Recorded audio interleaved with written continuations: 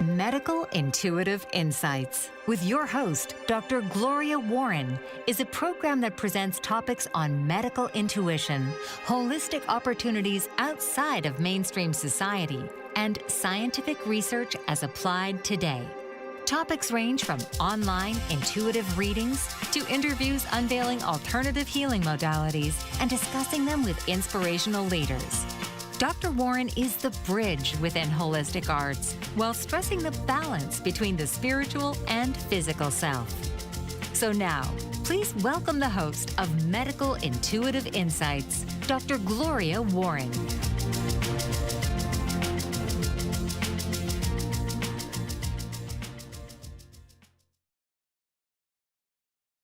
How much plastic is inside of you?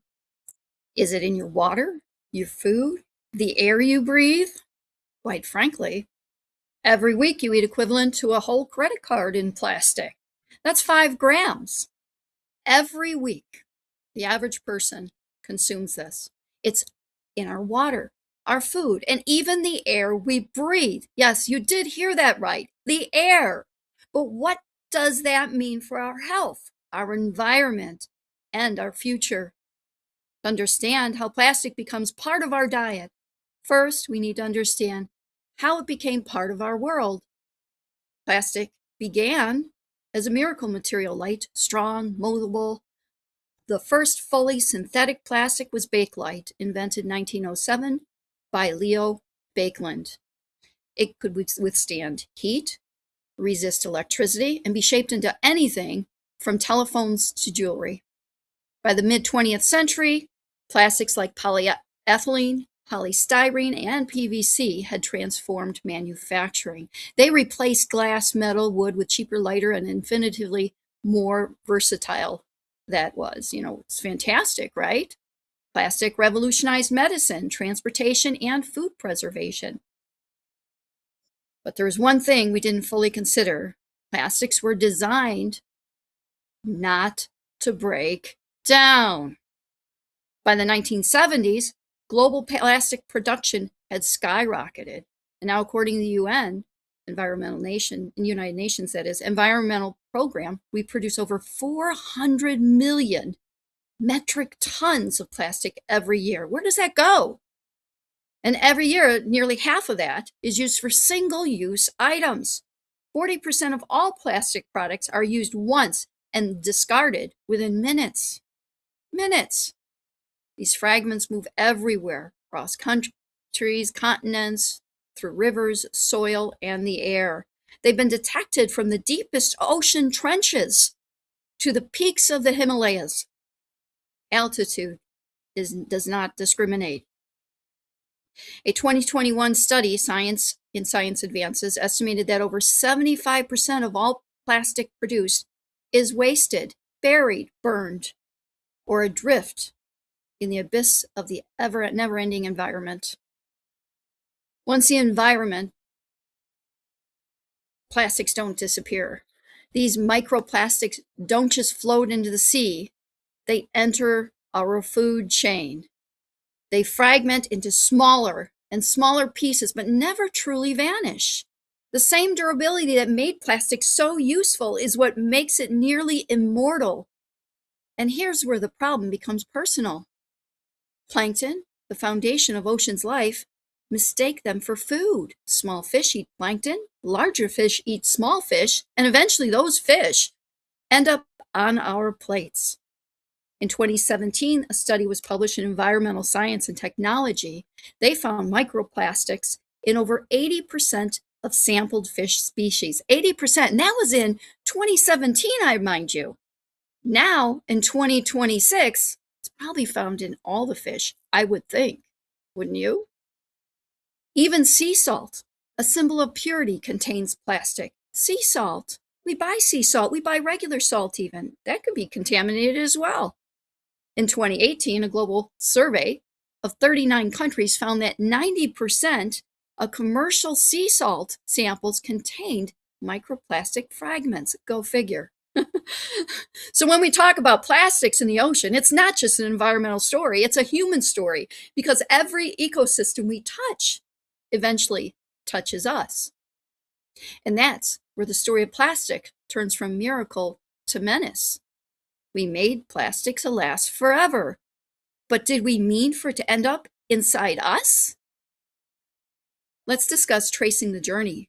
How did plastics enter our food chain, sorry. When we talk about plastics in our diet, we tend to think of polluted oceans or littered coastlines. But the truth is far more complex and far closer to home. Plastics don't just come from the sea. They travel through nearly every system that feeds us. There are four main ways those plastics enter our food chain. The marine route, through seafood and even seaweed and sea salt. The agricultural route, well, we know how we can grow just about anything. Well, guess what's there? And the airborne fallout, and everything we breathe, and food packaging. By the way, I went to the store the other day and I took pictures of everything that's plastic. And you know what? Every single aisle was filled with plastic. I kid you not. I couldn't believe it. It started with, I don't know if you can see this, peanut butter, jelly, and then it went onto, oh my gosh, look at that. Our water is all in plastic. Wow. And juices, they have citric acid in it, natural vitamin C. Guess what? That's leaching from the plastic into our juice. Oh, even the bread. Whatever happened to Italian bread and types of bread? They give it out in paper. I mean, even parchment paper, or wax paper is better than plastic. Even things our kids are eating on a daily basis, all the snacks, plastic. Cookies. Oh my gosh, I can't eat my cookies anymore. Oh boy, that's terrible. Candies. Candy. Even caramels, I couldn't believe it. I use wax paper when I make homemade caramels. All of our cleaners, plastics. Oh, wait, did I miss the cleaners? I missed the cleaners. Yeah, I didn't get that. Let me show you. Cleaners. All the cleaners, plastic. Straws, plastic. And we even cook in plastic. Oven bags, slow cooker bags, everywhere. Every place we look, shampoos, deodorants, everything in plastics. So let's go back to the ocean. Okay, marine route. Let's start with oceans, our largest and most interconnected ecosystem. Every year, an estimated 8 to 11 million metric tons of plastic enter marine environments. Ocean currents carry these fragments across the globe, everywhere from the tropics to the polar seas. Marine organisms, from plankton to whales, mistake these microplastics for food, just like the plankton, all the time. A 2018 study, Frontiers Marine Science, found microplastics every marine species sampled. Everyone, remember 2017, it was only 75%. Now it's every species sampled, including those commonly eaten by humans. Shellfish are particularly vulnerable because we eat them whole, including their digestive tracts. They serve as direct vector for plastic ingestion. 2020 analysis, environmental pollution, estimated that regular shellfish consumers may ingest up to 11,000 plastic particles per year. Fish, crustaceans, and even seaweed products can all carry plastic residues from polluted waters. What starts as a fragment in the ocean often ends up as contaminated on our plates. The agricultural way, it isn't just seafood. Plastics have also infiltrated our farms. Across the world, microplastic mulch films are used to control weeds, retain moisture in the soil for farming, and boost yields because it's like a mulch. It lifts it up so that air can get into the root system. But as these films break down, they leave microplastic residues in the soil. Chinese Academy of Science reported in 2021 the farmland in China contains up to 7% plastic by mass in the topsoils. They're growing in this. They are growing this. And this is 2021. What do we have here in the States now? It's a level high enough to affect soil structure and the microbial health of the soil itself, which affects our food sources. Even fertilizers can be a source. Sewage sludge, used as a nutrient-rich fertilizer in many countries, often carries synthetic fibers and fragments from household waste, everything from clothing fibers to cosmetic microbeads. And here's where the story becomes alarming. Plants can actually absorb nanoplastics through their roots. I mean, in 2020, the study, they never thought that was possible, but it showed that lettuce and wheat can take up nanoparticles. Now, they only tested lettuce and wheat, so, you go figure. But that means fruits, vegetables, once considered plastic-free, may not be plastic-free any longer. They're not exempt. The airborne route, though, is even more scary. Even if you don't eat seafood or farm produce, you still encounter plastics in other invisible forms, such as the air itself. Microplastics are now found in household dust, in your households, in the dust, in the airborne fibers, and even in the falling rain. A 2020 study showed that over 1,000 tons of microplastic particles fall annually on protected areas of the U.S. In the West, equivalent to billions of plastic fragments raining down each year. We inhale these particles daily. They settle in our food while we cook or dine. In fact, researchers at Heriot-Watt University in Scotland found that a typical indoor meal can be contaminated with up to 14 plastic fibers per plate, simply from indoor air. It's not just outdoor pollution. Our own living spaces have been invaded by microplastic dust. Carpets, upholstery, clothing, all shed synthetic fibers that circulate and eventually find their way into what we eat. By the way, my self-sustainability boot camp, I talk about how you can eliminate plastic within your home environment. Very interesting. Don't miss out on that. Check out my other sections in this video. So, packaging and food processing. And finally, the most direct route, food packaging and processing. Plastic containers, just like I showed you, films, bottles, anything that it has contact with your food practically. Under heat or mechanical stress, they can release particles, leach chemicals such as bisphenol, BPA, and phthalates. A 2019 study, Environmental Science and Technology, found that bottled water contained up to 325 microplastic particles per liter, while tap water averaged about half that concentration. Well, that's at least some plus, right? Makes you think maybe we should start there. Tea bags made from polypropylene, often labeled silky or mesh, can release billions of nanoplastic particles. Makes me think about the Tibetan monks. They would only use loose tea. I think I'll be going back to loose tea, because when steeped in hot water, according to research, it can leach more into your tea. Even cutting or microwaving food on plastic surfaces can generate fragments small enough to ingest. So the kitchen itself, not just the ocean, has become the source of plastic exposure. Your own kitchen. Mini summary, the evidence is overwhelming. Plastic does not stay where we put it. It migrates through the air, soil, water, food. It becomes a cycle of exposure that connects our environment directly to our bodies. And while the numbers vary by study, the global average remains staggering, about 5 grams of plastic per week, per person, the weight of one credit card, invisibly in everything we eat and drink and breathe. Up next, we'll explore what happens when these plastics enter the human body. Can they accumulate? Can they harm us? And what does science actually know so far? We'll be right back.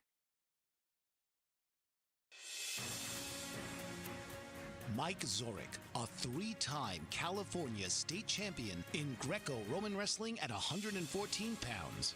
Mike, blind since birth, was born in Hartford, Connecticut. He was a 6-time national placer, including 2 seconds, 2 thirds, and 2 fourths. He also won the Veterans Folk-Style Wrestling twice at 152 pounds. In all these tournaments, he was the only blind competitor.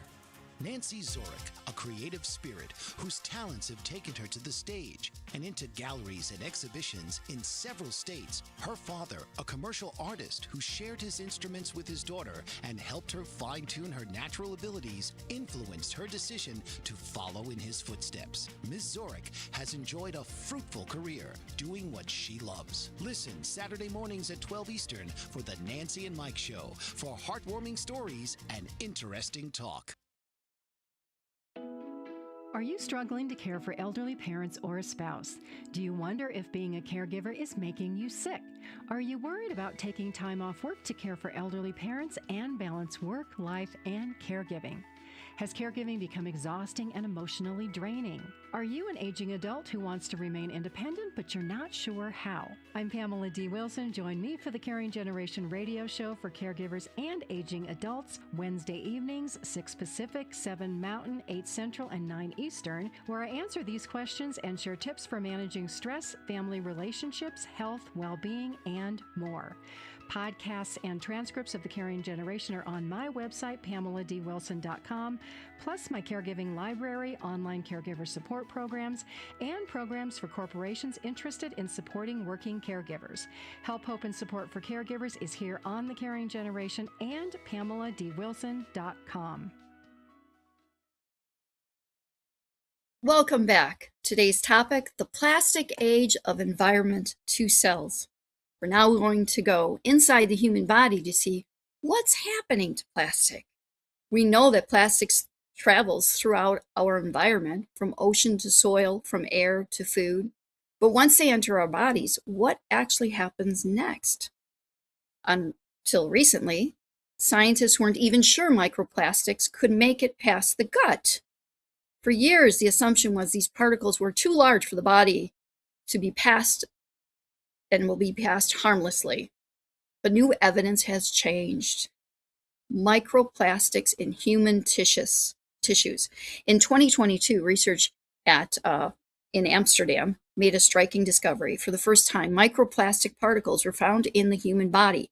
The study published in Environmental International detected 77% of the participants, including polyethylene and polystyrene, is what they had in the body. The same materials found in bottles and packaging.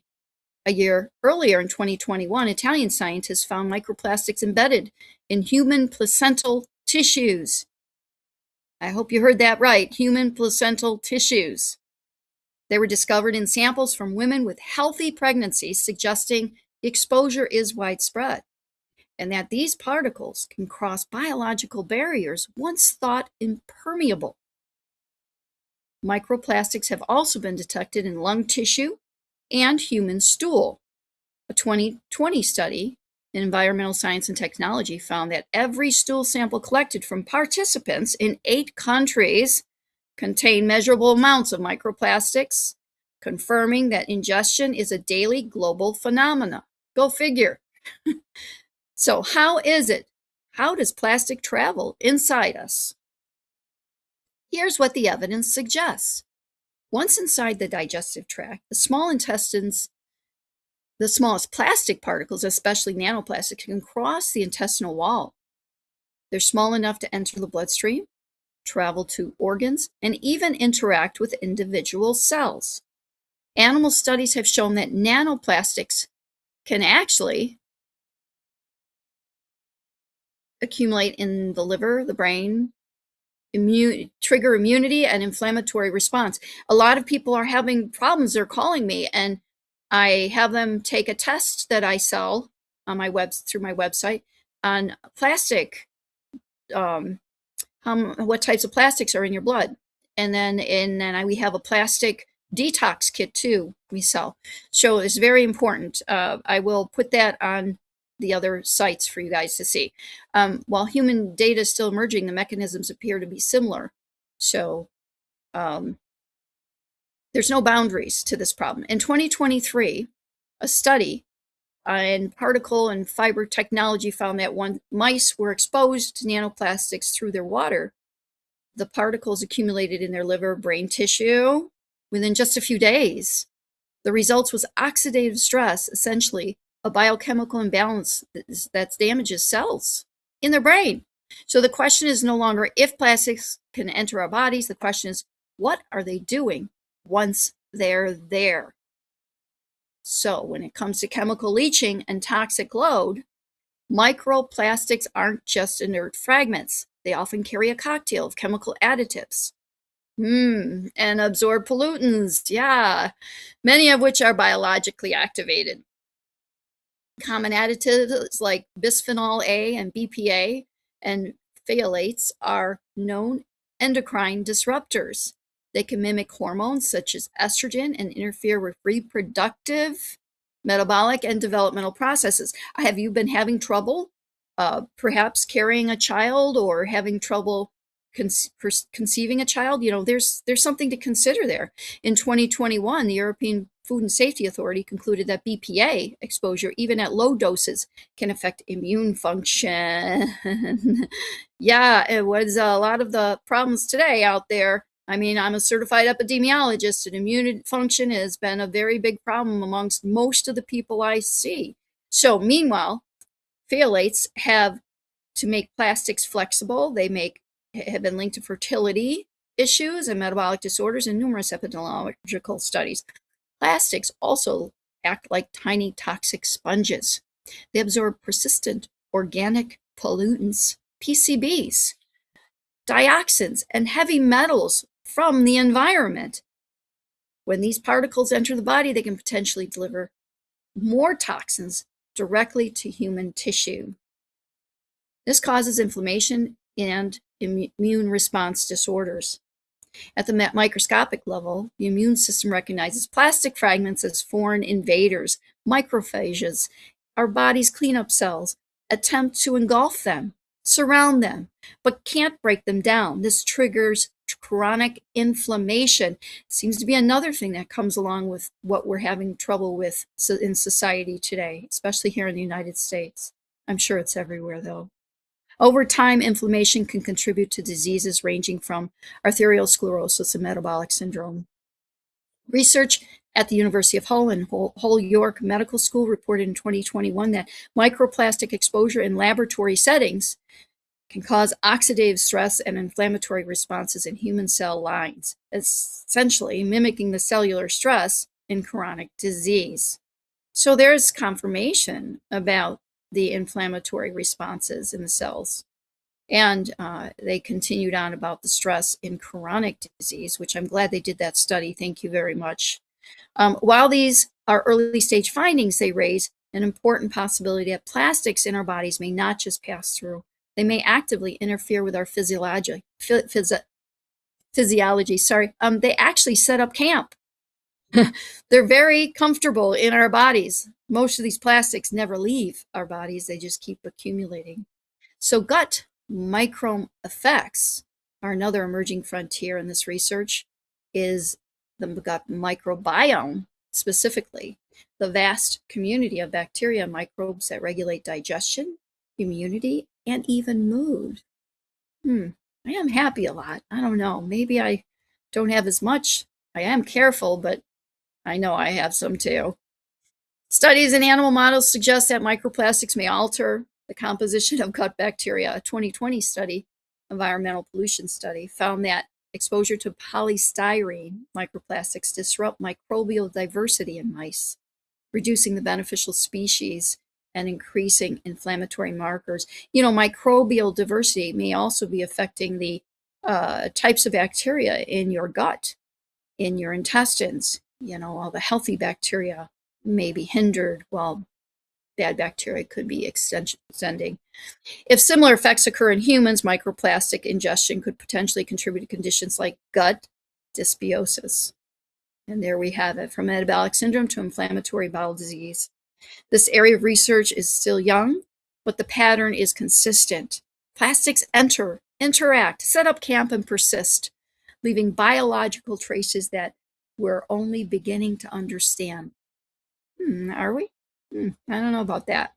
Uncertainties and the road ahead now is important to emphasize. We do not yet have definitive evidence that microplastics exposure directly causes disease in humans. Unfortunately, that is what they're telling people. I would say, and self-sustainability, believe what you like, because I do.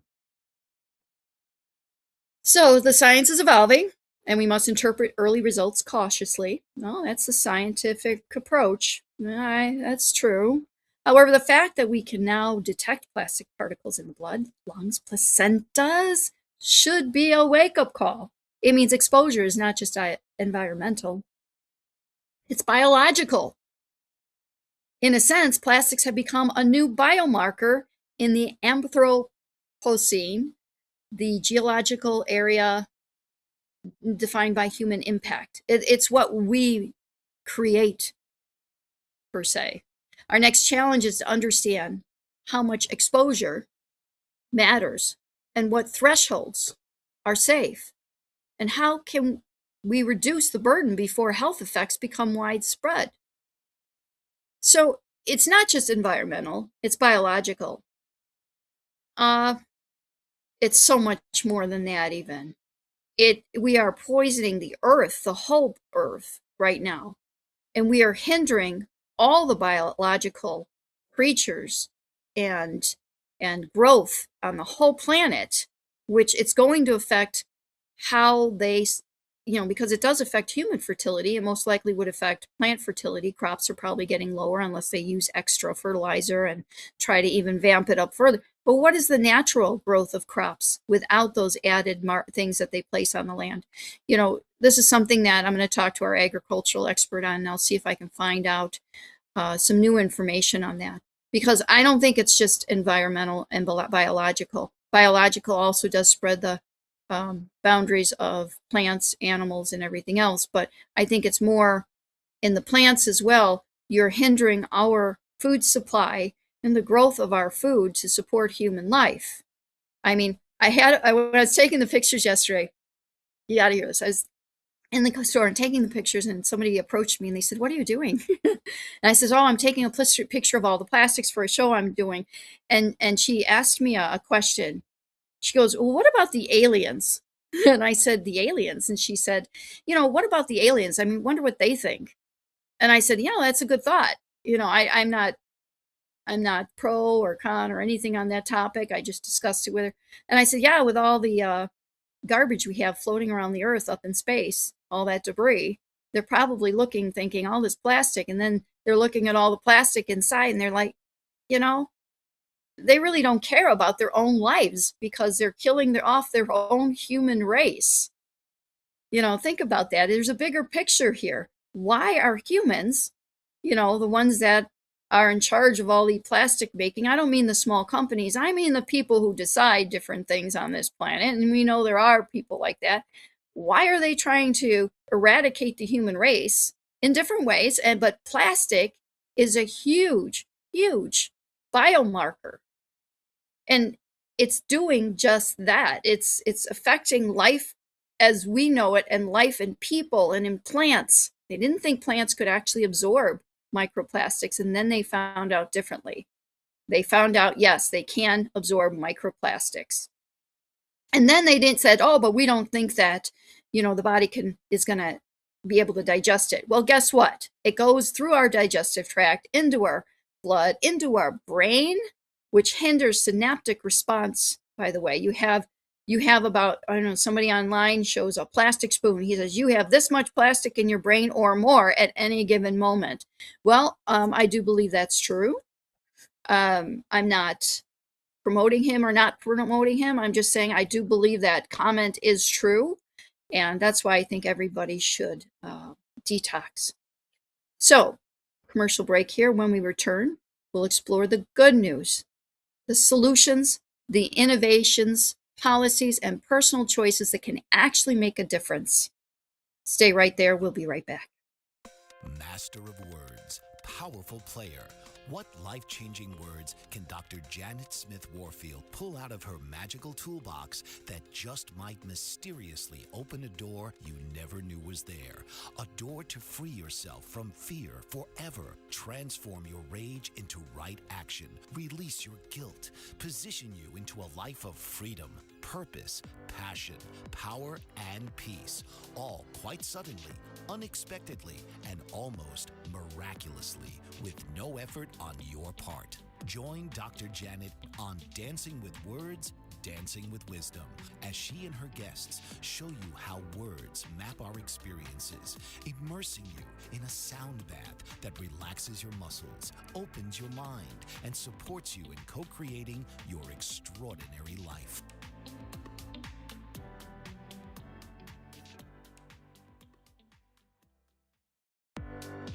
Author, radio show host, and coach John M. Hawkins reveals strategies to help gain perspective, build confidence, find clarity, achieve goals. John M. Hawkins' new book, Coached to Greatness, Unlock Your Full Potential with Limitless Growth, published by iUniverse.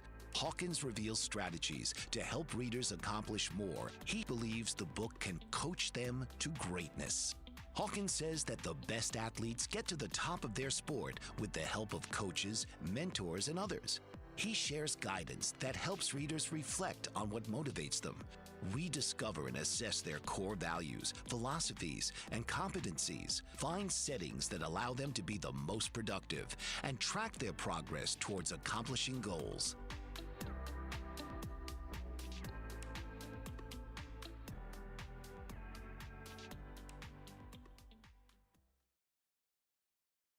Welcome back. I'm Dr. Gloria Warren. So, can we fix it? Can we fix it? You know, plastics in our environment and everything we eat, drink, breathe. Well, here are some solutions, policy options, and personal action points. We've seen how plastics can infiltrate every layer of our environment and even our own bodies. But here's the truth. I always remind my students and colleagues, awareness is the first step. The second, and far more powerful one, is action.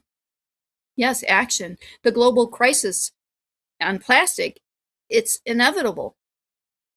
It's the result of design. Design, yeah. You hear that? Design. It's a result of design, economics, and convenience, which makes it can be redesigned, restructured, and reimagined. I had people ask me, well, it's the logistics, it's less weight, less pollution to make it travel. Well, not necessarily. We'll get into that in a little bit. Global policy and systemic change. Let's start with the big picture, okay? The policies reshaping our relationship with plastic and our planet. In 2022, the United Nations Environmental Assembly adopted a historic resolution to create legally binding global plastics treaty by 2024. This agreement aims to address the entire life cycle of plastic from production to disposal and tackle pollution at its source. The treaty framework emphasizes reducing virgin plastic production, designing for recyclability, and phasing out hazardous additives. You hear that? Hazardous additives. I don't know. We'll see. It's the first international recognition that plastic pollution is a planetary crisis, not just a local waste problem. Meanwhile, the European Union's Single-Use Plastic Directive, enacted in 2021, bans items like plastic straws, cutlery, and expanded polystyrene food containers. I don't use those anyway, so. It also mandates that all plastic packaging in the EU be recyclable or reusable by 2030. Can they do it? I hope so. In the United States, several states, including California, New York, and Maine, have adopted extended producer responsibility laws, or EPRs, extended producer responsibility laws, like I said. These policies shift the cost of waste management from taxpayers to manufacturers, incentivizing more sustainable product design. I love that idea. Way to go. I'm glad they did that. It's the manufacturers producing the plastics that need to pay for that waste management. It's not perfect. The global enforcement remains uneven from country to country or region to region, but it signals something we haven't seen before, a worldwide acknowledgement that plastic pollution is a public health and environmental threat, and that It requires systemic intervention. Innovation in science and materials. Science is also stepping up to meet this challenge with innovation. Researchers are exploring biodegradable alternatives made from starch, cellulose, algae, and even milk proteins. By the way, there's a lot of companies out there starting to do that. Look them up, use them, buy their products, rather than the ones that you may see normally in the stores. Some of these new materials break down naturally by themselves without producing microplastics. I love the cellulose ones, especially for the one-time use situations. In 2016, Japanese scientists discovered a bacterium called Idonella psychanesis, I think that's something like that, that can digest PET plastic, the same polymer used in bottles. But what happens to the bacteria after that happens? Where does it go? Does it go into the earth? It still would have the plastics in it, though. Think about it. I mean, doesn't the plankton eat microplastics? But then it ends up in a food chain somewhere, somehow. I'm not sure about that. Since then, biotechnologists have engineered enzymes that can break down plastics 6 times faster than their natural counterparts. But what happens to those enzymes? Where are they going? It's a whole full life cycle and it keeps going around. I'm not sure about that. Look it up. Look at some more research. There are references at the end of this script. Beneath my film, you'll find words that were stated on this program, and you'll see the references. Material scientists are also developing seaweed-based edible films for food packaging and BPHA bioplastics made by bacteria that degrade harmlessly in soil or water. Now that I like. That's what I would go towards. And MIT and ETH in Zurich, researchers are working on smart packaging that signals spoilage, potentially reducing food waste and plastic waste simultaneously. Way to go, Zurich. Love it, and MIT.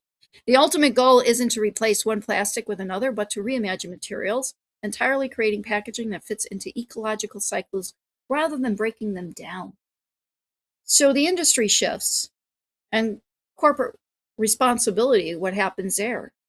Well, industry has begun to respond slowly, but meaningfully. Major beverage companies have pledged to use at least 50% recycled content in bottles by 2030. I wonder, is that plastic bottles or is that glass bottles? Probably plastic. Some fast food chains are transitioning away from polystyrene foam and adopting compostable or paper-based materials. I love those little like Chinese boxes that fold, and I think that's the way to go. And I've seen them with cardboard too. So, however, these efforts face criticism for what's known as greenwashing, marketing sustainability without meaningful systemic change. I think there is some systemic change there. I think it is actually a good first step. Let's get rid of those containers. That is one thing out of many, and you have to start somewhere, and maybe this is just where the restaurants feel is a good place to start. Let them start. Let them get on board. True progress will require a reduction in total plastic output, not just swapping materials, according to the 2022 OECD report. Global plastic waste generation could triple by 2060 if this current trend continues. That projection underscores one urgent truth: recycling alone is not enough.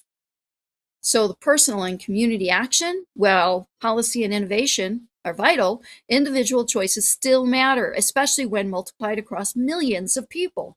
There are practical ways we can reach and reduce our plastic footprint right now. First, avoid heating food in plastic containers. Heat accelerates the release of microplastics and additives. Use glass, stainless steel, or ceramic instead. Microwave, ceramic, glass. Come on.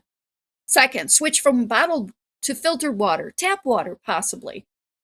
Studies have shown that consistently bottled water contains 2 to 3 times more microplastics than tap water after it's filtered. There's an answer. And you're not polluting the hills and the valleys and the ground and the water because they're not throwing away the bottles. Third, limit synthetic textiles. When washed, fabrics like polyester and nylon shed microfibers that pass through wastewater treatment and end up in rivers and oceans. Oh my gosh, it's that material, the real thick, fuzzy stuff. What are you wearing right now? Are you wearing natural fibers, or are you wearing petroleum-based fibers or plastic-based fibers? A lot of these fibers are actually spun plastics. What are you wearing? Is it worth buying it? Because then they're going to produce more if you keep buying it. Stop buying it. It's up to us as consumers. If you have it, though, use a microfiber catching laundry bag, or wash your clothes more frequently and use cold water. Sometimes those big fuzzy things, you don't need to wash them as much. Are they your undershirt, or the shirt you're wearing underneath? That there you need to wash more because of your skin cells and everything else. So, fourth, reduce takeout packaging. Bring your own containers. I've seen people do this. Choose paper over plastic and support restaurants that use sustainable packaging. Whenever I get something like those cardboard packs, thank you so much. Even tinfoil. I know tinfoil is still foil, but you know what? I'm so glad that they didn't hand me a styrofoam container. Finally, participate in local and national incentives. Citizen science projects like the Plastic Tide Tracker and coastal cleanups help collect vital data and raise awareness. These actions may feel small, but collectively they influence markets, shift norms, and create political will. They create a political will, the force of the people. Remember, consumer demands drive corporate behavior. The more you buy of something that's not good, the more they're going to make it, the more they're going to sell it, the more money they're going to collect from it, the more they're going to develop more factories to make it even further. So we do have the choice. It's the power of the consumer. The role of education and advocacy. As an educator, I believe one of our guests are the greatest tools is knowledge. I had somebody on the air before, and they said the greatest tool is knowledge in my Sustainability Management Institute. I'm the CEO, and that's why we do what we do.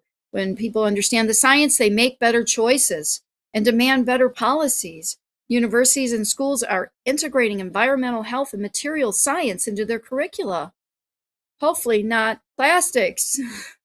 Public health agencies are launching awareness campaigns about the link between plastic pollution and human exposure. My boot camp, perfect. We talk about it. We talk about detoxing plastics, detoxing your home environment from plastics, as well as other chemicals and things. So consider that. Even medical institutions are getting involved. Hospitals are rethinking single-use plastics in gloves, syringes, and packaging, balancing infection control with environmental safety. I wonder if they're going to autoclave those gloves and syringes more than 1800 degrees Fahrenheit so it kills the prions. Call to action. Education connects dots, though, between oceans and dinner tables, between production and prevention. It helps to see plastic problem as just chemical and culture.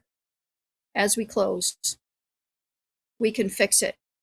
Yes, but it would require coordination, creativity, and courage. So we can fix it. Science projects using young children to see sometimes the children have answers. We've seen that with junior high science projects, the battery problem that they couldn't solve at the universities. A junior high student had fixed it. There's so many things that children can fix. And that's why it's important to help children grow healthy as well. And that means in my book, epidemiology, in what I do, in my field, children need fat in their diets. Please add that back. They need it for brain growth. They need it for synaptic signaling. They need it for immunity. You have to have fat in your bodies to increase your immunity. Think about that. So we have the science, we have the innovation, and increasingly the public will. Thank you, all of you out there that actually help with that. What's needed now is accountability from industry, from policymakers. Go talk to your congressman, see what you can do. Come up with a plan for him. He'll like it even better yet, he or she. They'll even like you more. Give them a road to start on, or maybe something they can bite into and take it to their friends and show them. So It also comes from ourselves. Just like I said, do it. We're going to take a third commercial here. We'll be right back. Author, radio show host, and coach John M. Hawkins reveals strategies to help gain perspective, build confidence, find clarity, achieve goals. John M. Hawkins' new book, Coached to Greatness: Unlock Your Full Potential with Limitless Growth, published by iUniverse. Hawkins reveals strategies to help readers accomplish more. He believes the book can coach them to greatness. Hawkins says that the best athletes get to the top of their sport with the help of coaches, mentors, and others. He shares guidance that helps readers reflect on what motivates them, rediscover and assess their core values, philosophies, and competencies, find settings that allow them to be the most productive, and track their progress towards accomplishing goals.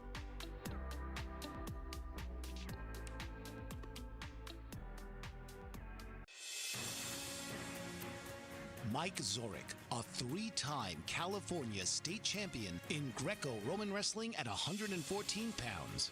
Mike, blind since birth, was born in Hartford, Connecticut. He was a six-time national placer, including 2 seconds, 2/3, and 2/4. He also won the Veterans Folk-Style Wrestling twice at 152 pounds. In all these tournaments, he was the only blind competitor. Nancy Zorek, a creative spirit whose talents have taken her to the stage and into galleries and exhibitions in several states. Her father, a commercial artist who shared his instruments with his daughter and helped her fine-tune her natural abilities, influenced her decision to follow in his footsteps. Ms. Zorek has enjoyed a fruitful career doing what she loves. Listen Saturday mornings at 12 Eastern for the Nancy and Mike Show for heartwarming stories and interesting talk. Welcome back to Medical Intuitive Insights. I'm your host, Dr. Gloria Warren. So now let's reflect on the road ahead of us when it comes to plastics in our environment and our cells. When we began this journey, I asked a simple question: how much plastic do we eat? But as we've explored today, the answer extends far beyond grams or particles. It's not just a question of quantity, it's a reflection of how deeply plastics have woven itself into our world. Plastics tells the story of human innovation, of chemistry and convenience, of modern medicine and global trade. Yet it also tells a story of unintended consequences of rivers choked with waste, of invisible fibers in our air, of microplastics in the bloodstream. We're, in a very real sense, living in the plastic age, an era defined by not only what we make, but what remains. From a planetary perspective, every plastic fragment in the ocean was once something we held, like a water bottle, a wrapper, a baggie. And because plastics never truly disappear, it becomes part of the biological record of our time. Future geologists may find layers of plastic embedded in rock strata and call this the Anthropocene, the human epoch. Yeah, probably like the Iron Age, we're the plastic age. But in another sense, plastic has also given us an opportunity to mirror through which to see the consequences of our systems and a chance to redefine progress. Human and adaptation, what's remarkable is our capacity to adapt. We are not powerless in the face of plastic pollution. We are at its designers and therefore its redesigners. At least we can be. Let's do it. Around the world, young scientists are engineering enzymes that can dissolve PET in days rather than centuries. Architects are designing buildings that use plastic waste as a construction material. Entire cities are rethinking waste streams, turning linear economies into circular ones. I'm a little concerned about those buildings because the water hits it and then takes it down into the water table, and you know it's getting small microfibers and plastics in it. Just a thought. In Kenya, community-led programs are transforming plastic trash into building bricks. In India, researchers are using shredded plastic to reinforce roads. I'm not a big fan of that situation. I wish them luck. It's probably better than having it floating around the rivers and streams. But I think we can do better than that. These aren't futuristic dreams. They're happening now in response to a shared challenge. Personal responsibility and collective hope. When I speak with students, I often remind them that environmental change rarely begins with authority. It begins with awareness. And the students, believe me, I've seen some of them come up with ideas that adults just never thought of. Every time we choose, though, a reusable bottle, refuse a plastic bag, or demand accountability from industry, we are shaping markets, norms, and futures. It's easy to feel that our choices are too small to matter, but the plastics that enters a river today was once a single decision multiplied by billions. The same multiplication applies to solutions. Some actions repeated millions of times become systemic transformation. So what have we learned from this century-long experiment with plastic? We've learned that technology without foresight can reshape the planet in unexpected ways. We've learned that resilience in nature has limits and that human health is deeply linked to environmental health. But we've also learned that science, collaboration, and empathy can guide us back from the edge. Every major environmental challenge, from ozone depletion to air pollution, once seemed insurmountable. Yet through the research, policy, and public will, we found paths forward. Plastic will be no different if we choose to see it as a collective problem and not someone else's waste. So next time you pick up a plastic item, pause for a moment. Think about the journey it's taken and the invisible trails it leaves behind. Ask yourself, how can I make a different choice? Because every small act of awareness creates ripples that move through households, communities, generations, and manufacturing. This is not a story of guilt. It's a story of awakening, a reminder that we have the science. It's been here for quite some time. We've got the creativity and the conscience to do better. Now, join us for our Sustainability Bootcamp by texting BC to 715-892-7500. That's 7500. If you'd like to be on a show as an expert or a patient, if you want a medical intuitive reading, then you don't know what's wrong with you, call me. I usually charge a lot of money for this. You get it free on the show, but I only do things that are not necessarily private. I do other things on the show, so I don't want to embarrass you. We talk later. I give you the rest of the reading on the phone. Okay? So text me if you'd like that reading. I'd love to do another reading on the show. I'm just waiting. Plus, our Life Cellular Regeneration Certification Conference will be held in the Mayan Riviera in the second week of January 2027. That's a year from now. Join us for this fascinating research, rejuvenation, relaxation event. You're not going to find this information anywhere. This is information that is not out there in the public, and you can't find most of it even in the research studies. Text LCR to 715-892-7500. I am Dr. Gloria C. Warren, and this has been Plastics in Our Food, from environment to cells. Thank you for listening and for being part of this conversation that matters. You matter. Let's do something about it. God bless. And there, for the grace of God, go I. See you next time. This has been Medical Intuitive Insights with host Dr. Gloria Warren. Tune in each week as Gloria shares over 40 years of experience and yearns to provide knowledge derived from intuition and research. Wednesdays, 2 p.m. Eastern.